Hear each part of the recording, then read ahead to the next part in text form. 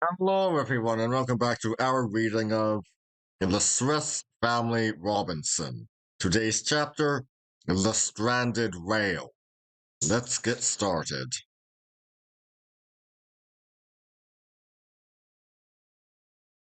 The weather became very unsettled and stormy.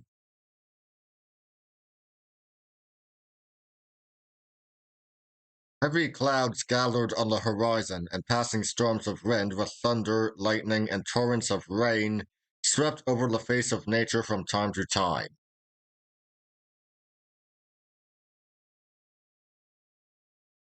The sea was in frequent commotion. Heavy ground swells drove masses of water hissing and foaming against the cliffs. Everything heralded the approaching rains. All nature joined in, sounding forth the solemn overture to the grandest work of the year.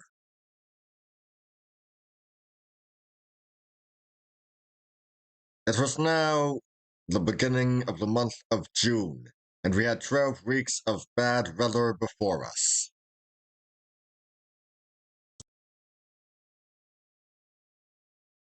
We established some of the animals with ourselves at the salt caves. The cow, the ass, Lightfoot, Storm, and the dogs were all necessary to us, while Nips, Fangs, and the eagle were sure to be a great amusement in the long evenings.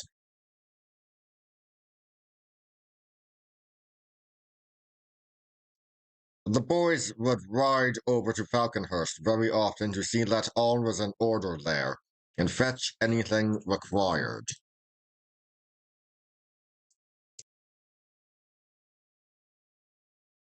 Much remained to be done in order to give the cave a comfortable appearance which became more desirable now that we had to live indoors.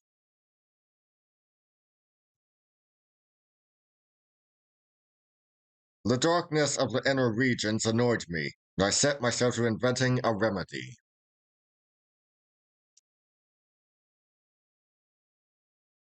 After some thought, I called in Jack's assistance, and we got a very tall, strong bamboo which would reach right up to the vaulted roof.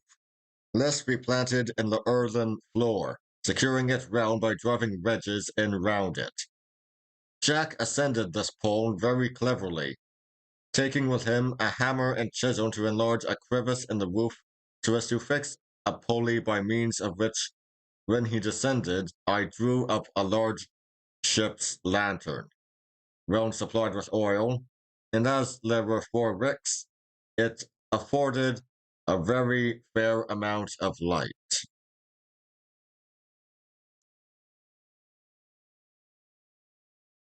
Several days were spent in arranging the various rooms.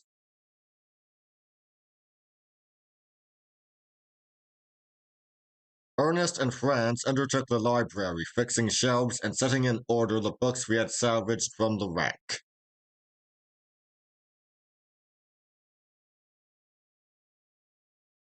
Jack and his mother took in hand the sitting room and kitchen, while Fritz and I, as better able for heavy work, arranged the workshops. The carpenter's bench, the turning lathe, and a large chest of tools were set in convenient places, and many tools and instruments hung on the walls.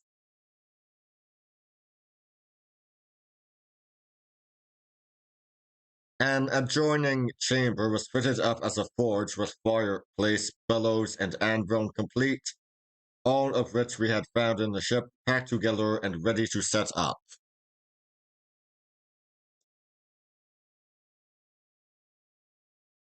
When these great affairs were settled, we still found in all directions work to be done. Shelves, tables, benches, movable steps, cupboards, pegs, door handles, and bolts. There seemed no end to our requirements, and we often thought of the enormous amount of work necessary to maintain the comfort and convenience of life which at home we had accepted as matters of course.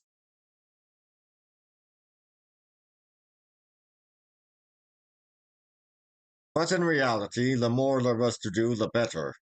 I never ceased contriving fresh improvements, being fully aware of the importance of constant employment, as a means of strengthening and maintaining the health of mind and body.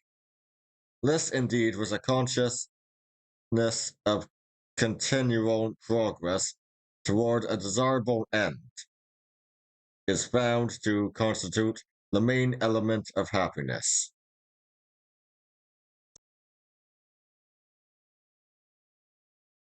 Our rocky home was greatly improved by a wide porch, which I made along the whole front of our rooms and entrances by leveling the ground to form a terrace and sheltering it with a veranda of bamboo, supported by pillars of the same.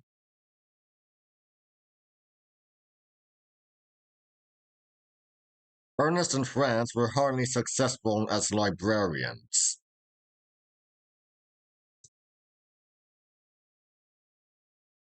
The books, when unpacked and arranged, proved to be a most valuable collection, capable of affording every sort of educational advantage.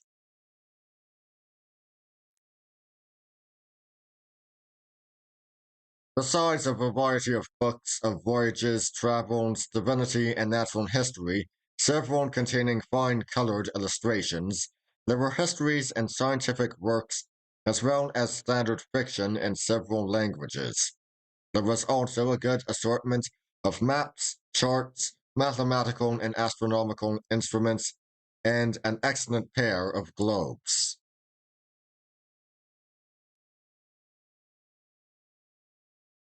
Occasionally, we amused ourselves by opening chests and packages, hitherto untouched, and brought unexpected treasures to light. Mirrors, wardrobes, a pair of console tables with polished marble tops, elegant writing tables and handsome chairs, clocks of various descriptions, a musical box, and a chronometer were found. By degrees, our abode was fitted up like a palace, so that sometimes we wondered at ourselves and felt as though we were strutting about in borrowed plumes.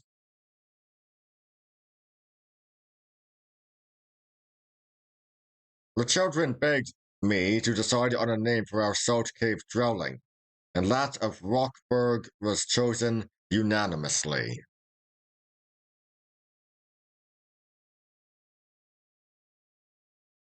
The weeks of imprisonment passed so rapidly that no one found time hang heavy on his hands.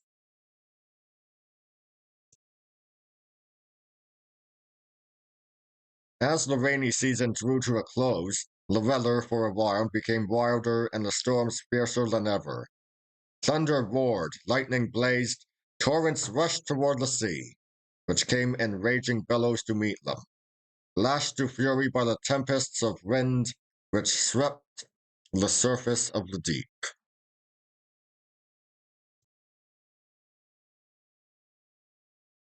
The uproar of the elements came to an end at last.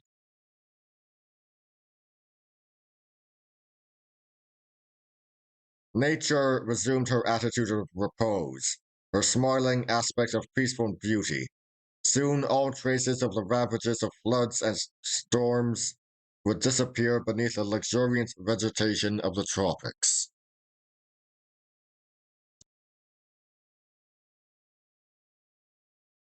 Gladly quitting the sheltering walls of Rockburg to roam once more in the open air, we crossed Jackal River for a walk along the coast, and presently Fritz with sharp eyes observed something on a small island near Flamingo Marsh, which was, he said, long and rounded, resembling a boat bottom upward.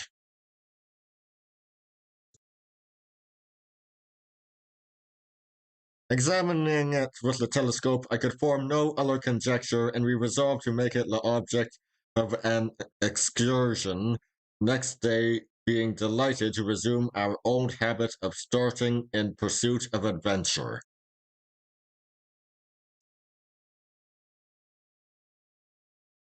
The boat was accordingly got in readiness. It required some repairs and fresh pitching, and then we made for the point of interest, indulging in a variety of surmises as to what we should find.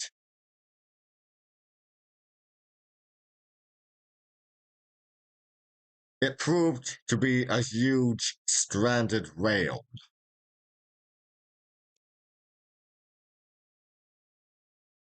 The island being steep and rocky, it was necessary to be careful, but we found a landing place on the farther side. The boys hurried by the nearest way to the beach, where lay the monster of the deep, while I clambered to the highest point of the islet, which commanded a view of the mainland from Rockburg to Falconhurst.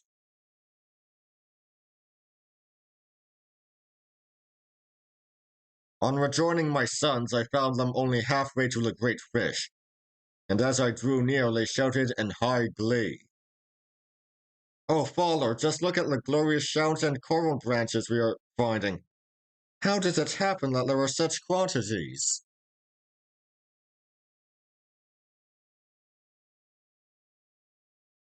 Only consider how the recent storms have stirred the ocean to its depths. No doubt thousands of shellfish have been detached from their rocks and dashed in all directions by the waves, which have thrown ashore even so huge a creature as the whale yonder.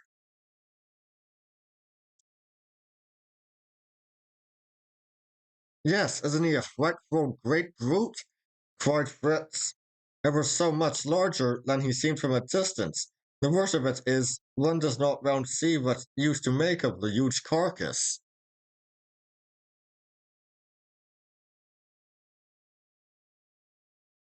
Why, make train oil, to be sure, said Ernest. I can't say he's a beauty, though, as it is much pleasanter to gather these lovely shells than to cut up blubber.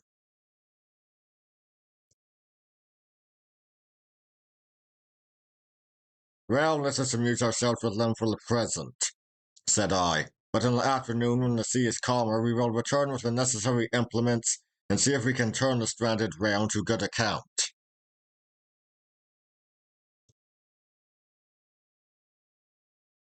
Is coral of any use? Inquired Jack.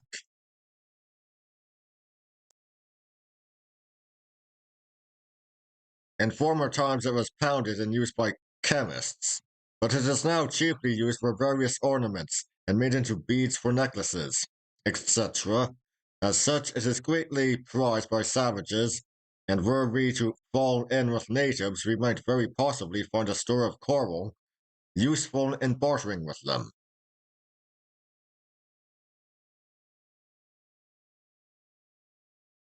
For the present, we will arrange these treasures of the deep in our library and make them the beginning of a museum of natural history, which will afford us equal pleasure and instruction.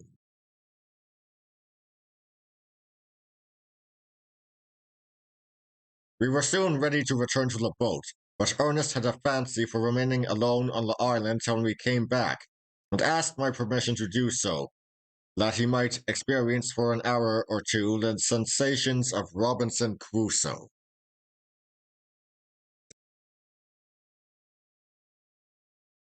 To this, however, I would not consent, assuring him that our fate as a solitary family gave him quite sufficient idea of shipwreck on an uninhabited island, and that his lively imagination must supply the rest.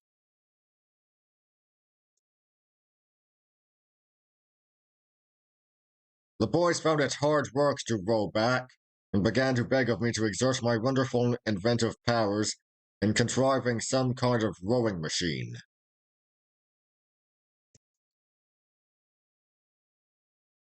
You lazy fellows, returned I, give me the great clockwork out of a church tower. Perhaps I might be able to relieve your labors.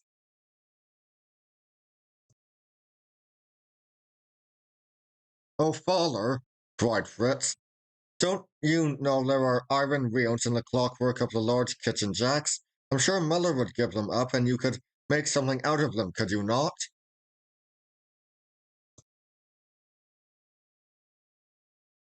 By the time I have manufactured a rowing machine out of a roasting jack, I think your arms will be pretty well inured to the use of your oars. However, I am far from despising the hint, my dear Fritz.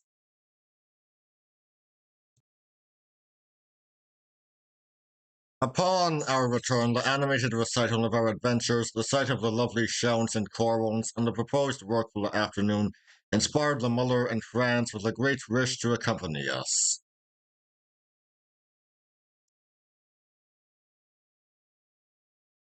To this I gladly consented, only stipulating that we should go provided with food, water, and a compass. For, said I, the sea has only just ceased from its raging, and being at the best of times of uncertain and capricious nature, we may chance to be detained on the island, or forced to land at a considerable distance from home.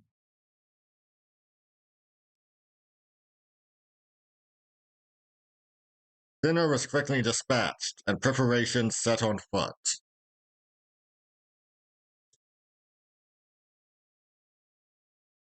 The more oil we could obtain, the better, for a great deal was used in the large lantern which burned day and night in the recesses of the cave.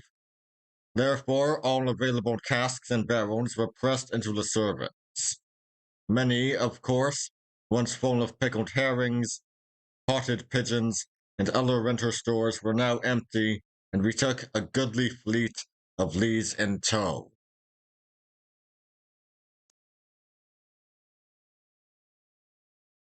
Knives, hatchets, and the boys' climbing buskins were put on board, and we set forth, the labor of the oar being greater than ever, now that our freight was so much increased.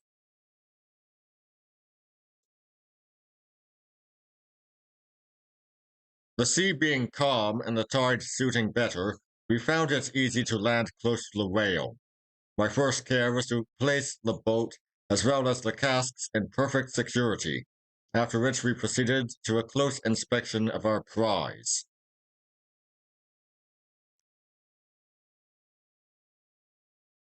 Its enormous size quite startled my wife and her little boy, the length being from 60 to 65 feet, and the girth between 30 and 40, while the weight could not have been less than 50,000 pounds.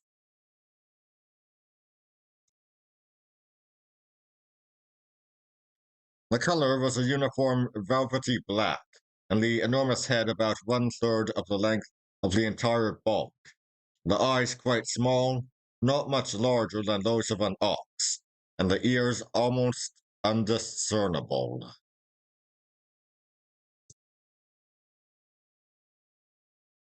The jaw opened very far back and was nearly 16 feet in length, the most curious part of its structure being the remarkable substance known as whalebone, masses of which appeared all along the jaws, solid at the base and splitting into a sort of fringe at the extremity.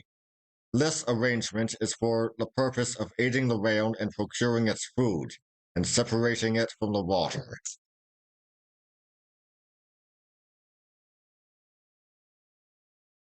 The tongue was remarkably large, soft, and full of oil, the opening of the throat wonderfully small, scarcely 2 inches in diameter.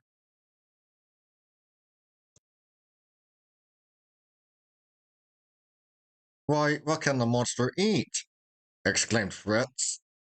He never can swallow a proper mouthful down this little gullet.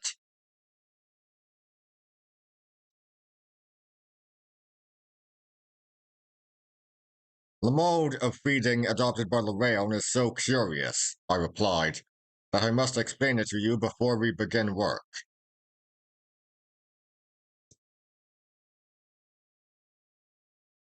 This animal, for I should tell you that a whale is not a fish. He possesses no gills, he breathes atmospheric air, and would be drowned if too long detained below the surface of the water. This animal then frequents those parts of the ocean best supplied with the various creatures on which he feeds. Shrimps, small fish, lobsters, various mollusks, and medusae form his diet.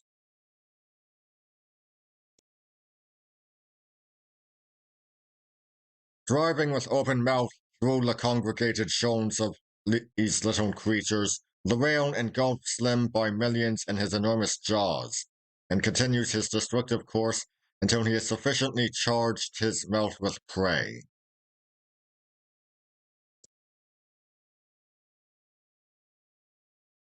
Closing his jaws and forcing out through the interstices of the whalebone the water which he has taken together with his prey, He retains the captured animals and swallows them at his leisure.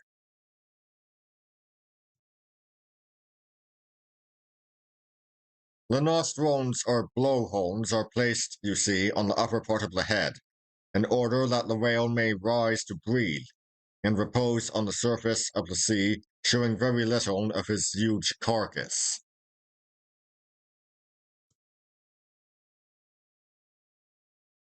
The breathings are called spoutings because a column of mixed vapor and water is thrown from the blowholes, sometimes to a height of 20 feet.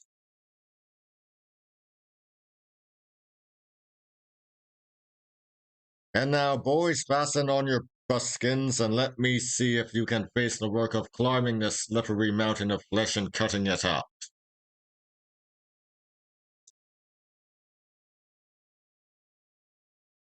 Fritz and Jack stripped and went to work directly scrambling over the back to the head, where they assisted me to cut away the lips so as to reach the whalebone, a large quantity of which was detached and carried to the boat.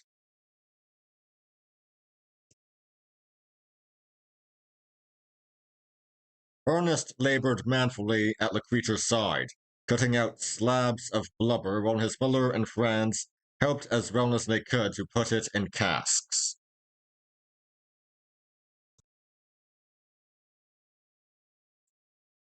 Presently, we had a multitude of unbidden guests.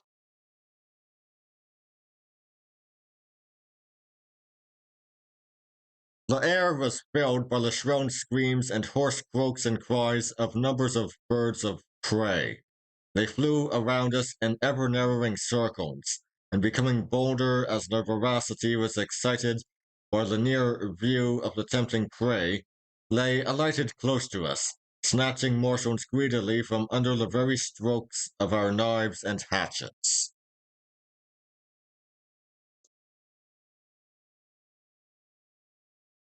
Our work was seriously interrupted by these fellowed marauders, who after all were no greater robbers than we ourselves. We kept them off as well as we could by blows from our tools, and several were killed, my wife taking possession of them immediately for the sake of the fellers.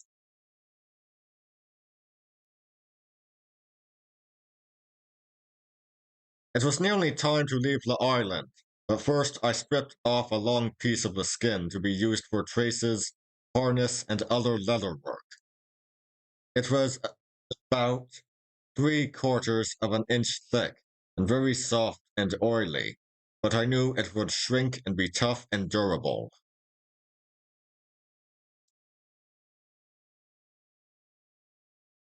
The boys thought the tongue might prove palatable, but I valued it only on account of the large quantity of oil it contained.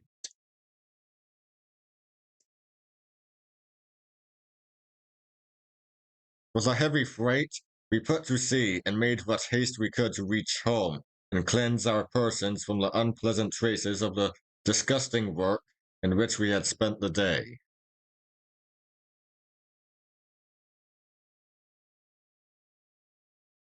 Next morning, we started at dawn.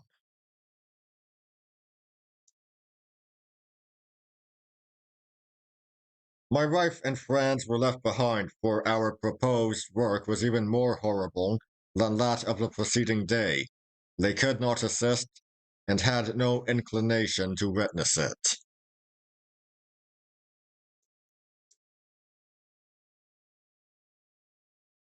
It was my intention to open the carcass completely and penetrating the interior to obtain various portions of the intestines, thinking that it would be possible to convert the larger ones into vessels fit for holding the oil.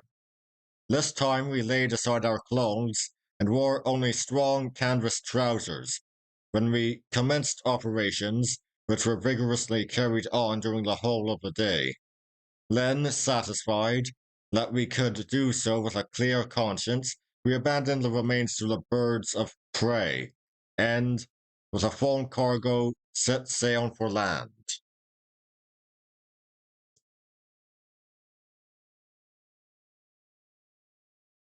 We were right glad to land and get rid full of present of our unpleasant materials, the further preparation of which was work in store for the following day.